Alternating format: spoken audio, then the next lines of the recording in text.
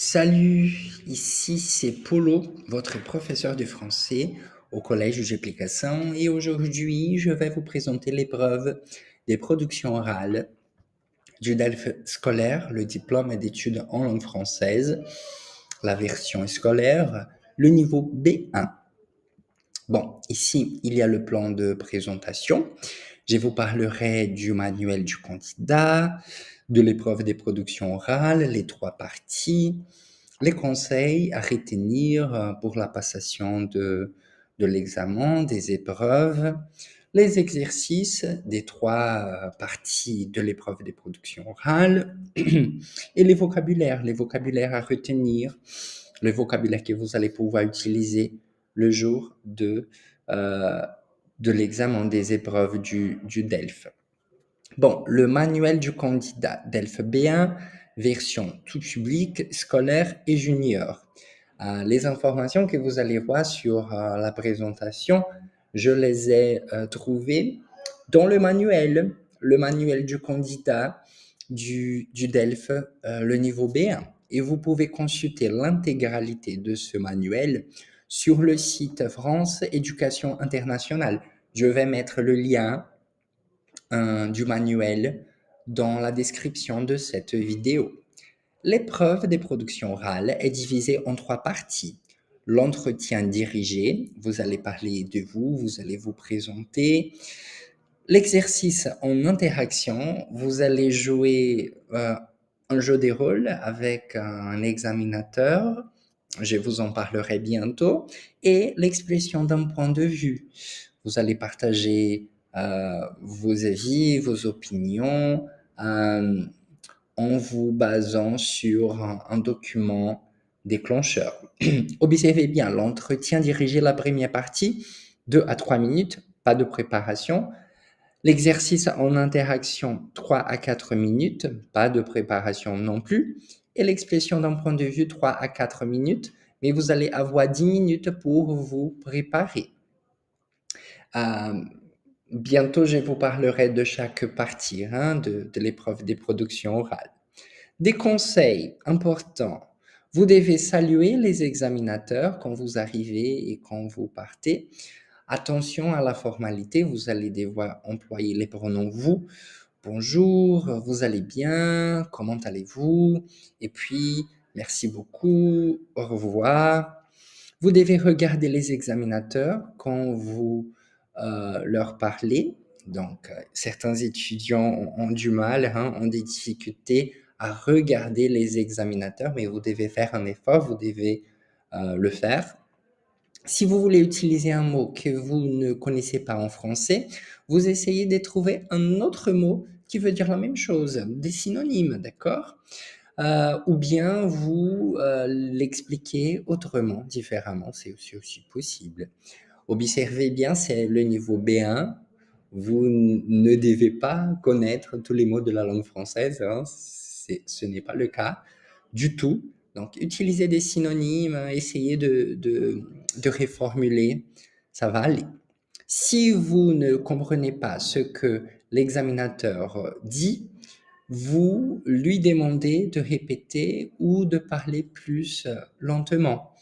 C'est aussi possible. Donc, si vous avez du mal, vous avez des difficultés à comprendre l'examinateur, vous pouvez lui demander de reformuler ou de répéter plus lentement. Ça va.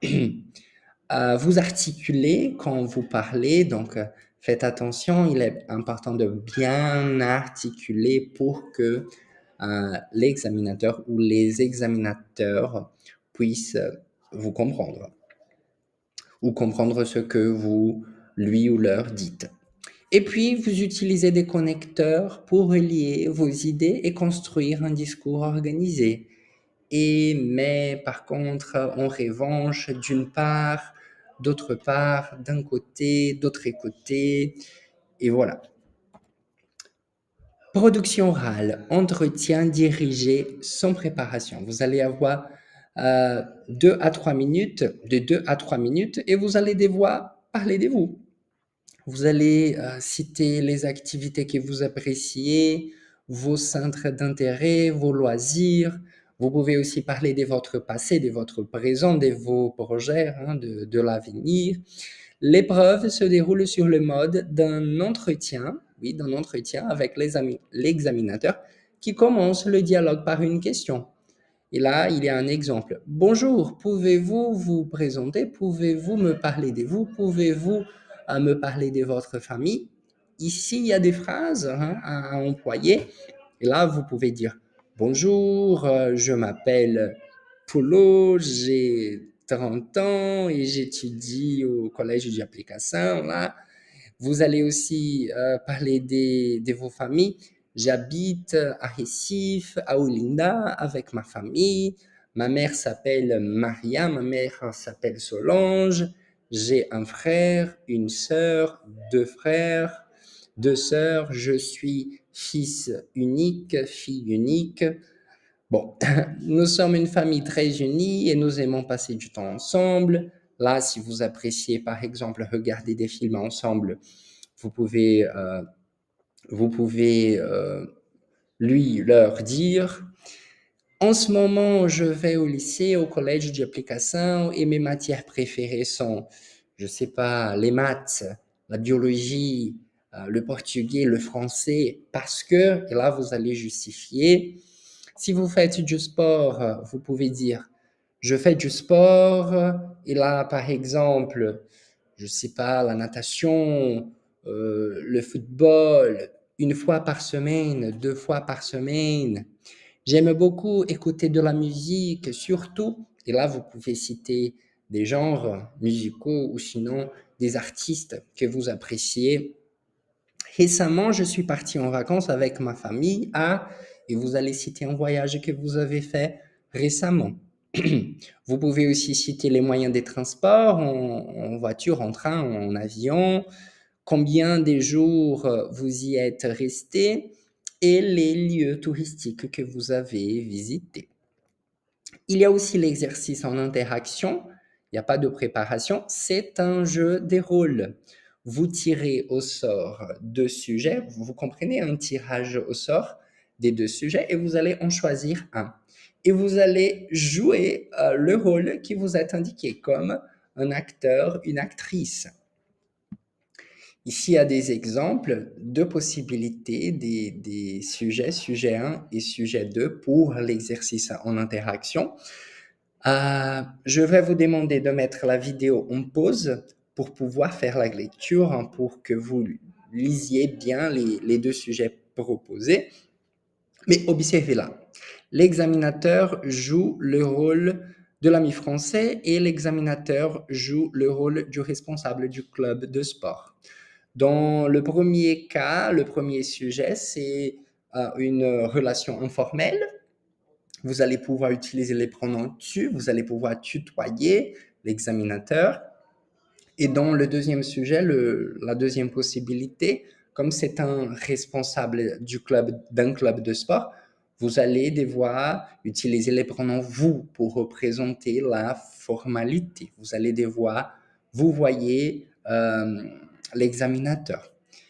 Bon, j'espère que vous avez bien fait la lecture des deux sujets, sujet 1 et 2.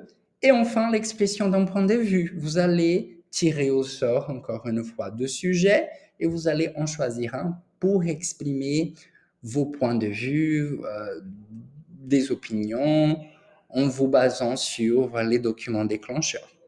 Vous devez identifier le thème soulevé par les documents et vous allez présenter votre opinion sous la forme d'un exposé personnel de 3 minutes environ.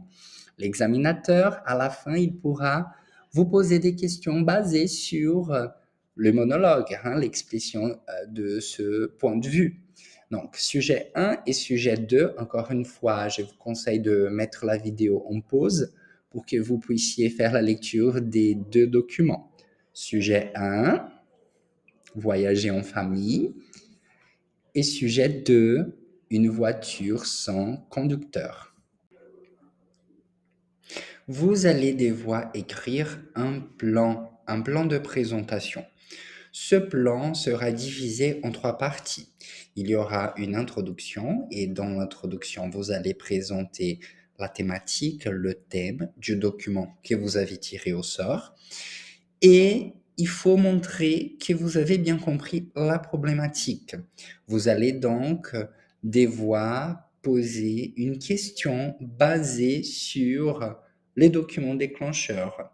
Et vous allez aussi réagir, hein. Il s'agit euh, d'une thématique intéressante, pertinente, importante, et vous allez justifier car, etc., parce que, etc. Il y a aussi un développement, vous allez devoir organiser en 2 ou 3 idées principales euh, la thématique proposée. Vous allez citer les avantages, les inconvénients, hein, les points positifs et les points négatifs de cette thématique. Vous allez aussi pouvoir peut-être comparer le présent et le passé, les causes et les conséquences, peut-être comparer la réalité de la France et celle du Brésil, si ça vous dit, si ça vous convient. Et puis, vous allez conclure avec vos opinions, vos avis personnels, hein. Il est très important, tout au long de l'épreuve des productions orales, que vous mentionniez, que vous donniez des exemples. Les examinateurs, ils seront bien convaincus si vous êtes capable de relever, de citer, de donner des exemples. D'accord? Des expressions à utiliser pour partager vos avis personnels. Je pense, je crois, je trouve, ou sinon, selon moi, à mon avis, d'après moi. Vous pouvez aussi dire à mes yeux, il me semble que, personnellement. Comme ça, vous allez être capable de partager des avis, vos opinions personnelles et bien convaincre les examinateurs. Ça y est, si vous avez des questions, des commentaires, vous pouvez écrire un commentaire et nous allons essayer de répondre à des questions que vous posez. Au revoir.